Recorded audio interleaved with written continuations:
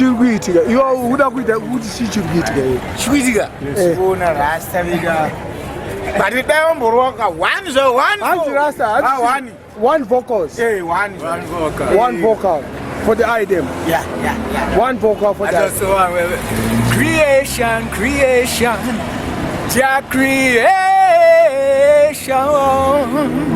oh yes.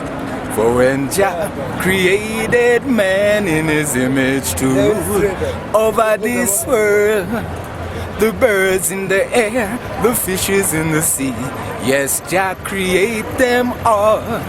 But man decided to destroy this world and mock all Jah's works. Oh yeah. Oh yeah. Bless Rasta.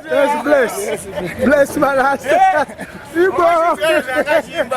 Saka wamunzwa wanakirwa. One time. Zitanda dimba manje. Anda dimba.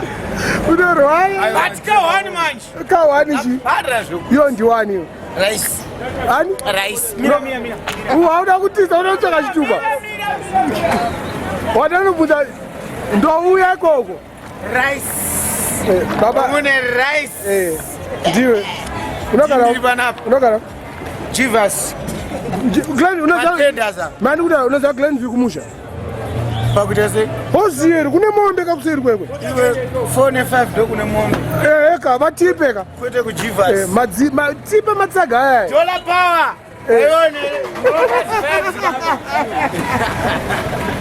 I did it. Kwenu kwa ndizo. Taura zvaura. Ende pazuva. Uda kutaura kuti chii. Pamba kumhoresa chete. Kuda mhoresa ni. Mhoresa anhu ari kunze kwenyika inoonekana vanhu vari kunze. Mhoremese vari kunze kwenyika. Ani. Mai vangu na baba.